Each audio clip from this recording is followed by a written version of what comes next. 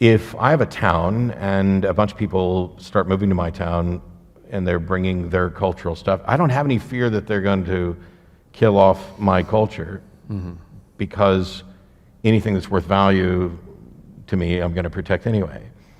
And I advocate for the freedom for them to engage in and support and value their culture, right up to the extent that it impedes on the secular, reasonable, scientific founded, laws and things. It's like a boundary beating. Yeah. I mean, you've got to beat these boundaries quite hard, allow a lot to go on within it. But yes, and once certain lines are crossed, you've got to take a stronger view on it.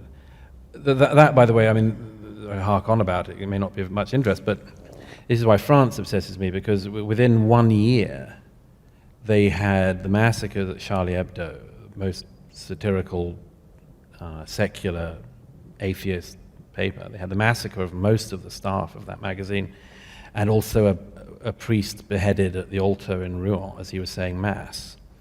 If that extremity of things can happen in a culture in quite a short space of time, that is the sort of thing that would return you to the fundamental questions. And as I say, one of the fundamental questions all the time is what we have the sort of natural default position of humankind, or is it a pretty unusual thing caused by quite unusual factors? And I, at any rate, take the second view, and therefore think that from the secular tradition and others, you've got to be aware of it, at the very least, to make sure you don't piss it away.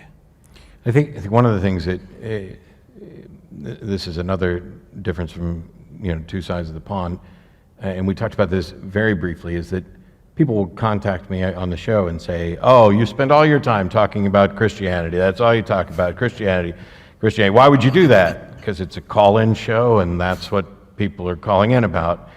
First of all, it's also my background. Well, you don't talk to us about Islam at all. And I was like, well, actually, we have many, many times, and there are occasionally Muslim callers. There's one of them who I'm fairly sure I made cry, even though that wasn't my intent. But we address those things, and yet the thing that I keep trying to point out to people is that while I might agree that when it comes to religions worldwide, Islam might be the single most dangerous ideas and be the greatest risk worldwide, but that doesn't mean it's the greatest risk in the United States or in Texas or in Austin. Sure.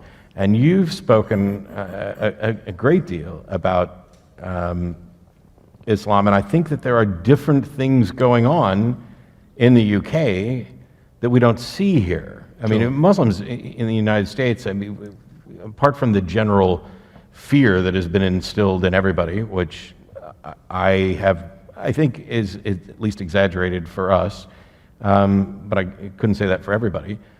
There are Muslims in Dearborn that are, drinking and getting tattoos, and they've been their version of Islam has been poisoned, probably for the good, by the secular and perhaps even Christian culture that they're surrounded with. I once was with a pretty devout Muslim friend, and he'd been fasting for Ramadan, and he broke the fast with me in a pub with a pint of beer, which I thought was a happy meshing of cultures.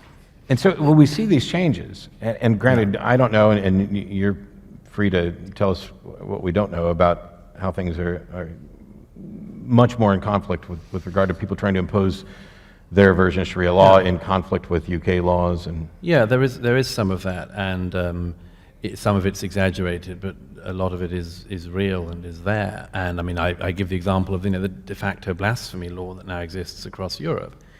I mean, it's not just Charlie Hebdo. Quite a number of colleagues and friends have been shot at in recent years for blaspheming Islam, and that's in 21st century Europe, and it's something which I, at any rate, and a number of other people refuse to shut up about, because we think it's intolerable that should be the situation. And the oddity of that is that, if there were to be anyone who decided to kill Michael Palin tomorrow because of the life of Brian, strongly urge this is not something I think should happen. Yes. But if that were to happen, the whole culture, everything would turn on whoever did that. There would be no ifing and butting. There'd be no kind of, well, you've got to understand the offense he caused. We'd just be saying no. And that isn't the case with this other religion in this situation, partly because people are worried about allegations of bigotry, partly because they're worried that, it's kind of punching down, and one of the motifs of the time on this, and that you might be upsetting a beleaguered minority and so on. But a third of UK Muslims polled after the Charlie Hebdo attacks said that they had some sympathy with the attackers. A third. I happen to be gay, and I'm not delighted by some of the attitudes you can still hear from churches here about homosexuality, but in my own country, there was a poll in 2009 that found among British Muslims 0% thought that you should be tolerant towards homosexuality. And a poll taken 2 years ago found that the majority of British Muslims wanted being gay to be made illegal now. So that's the sort of thing where you just start to worry. Okay, we've seen this off from one direction. What if it comes in another? And what if it benefits and gains from the fact that people are basically not primed to deal with it anymore? There's a documentary on Netflix, because I watch tons of documentaries on Netflix, especially when I'm on the road, and it's called Welcome to Leith, and it is about a bunch of Nazis or neo-Nazis who moved to a town somewhere in, Wyoming, Montana, someplace, and essentially tried to take it over. Right. And it's really eye-opening because it makes you wonder, well, what would happen if they tried to do this in my town? Now, it would take a lot of them to take over, Austin or New York or whatever, but in a small town, if you had a massive group of people show up with a particularly dangerous ideology, such that they could actually take over the city council, that they would become the dominant voting bloc. Right. What protections do you have? Right. In this case, I'm interested in we're looking at exploring this as a project. There are a number of towns that have been taken over by religious ideologies. There are towns that are almost exclusively Mormon or Hasidic Jew, and I have concerns about the constitutional rights of the individuals who live in those towns. Sure. Because in the States, the default is, oh, well, that, you really can't have any power. Because we've got the Constitution and it's there to protect us. And as a reminder, you can in fact run for office anywhere in the United States if you're an atheist. Please stop spreading around that thing of my state constitution says you must believe. Yes, that was all settled by the Supreme Court in the 50s and then fought a couple other times as well. But you can run for office. But we had to fight it in court just to show what the Constitution says. And if they could take over a town, I get why people are terrified of that.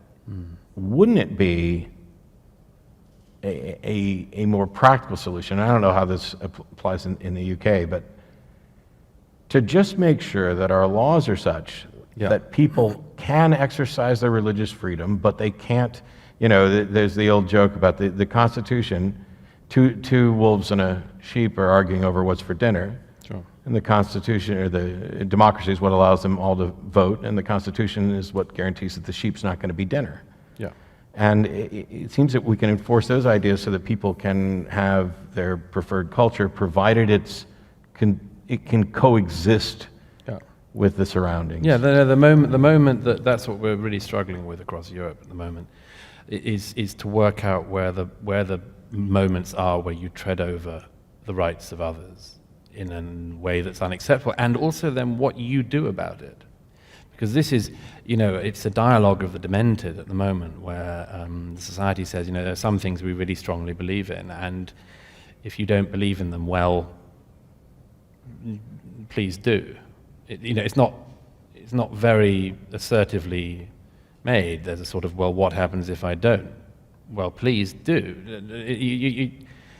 There's no follow-up. It starts to look like war and conflict and physical violence ends up being inevitable if you can't come to a reasonable Yes, and some people do fear that's the case. I don't take as apocalyptic a view as that, but there's a long way for this to run, and it doesn't all go in a good direction.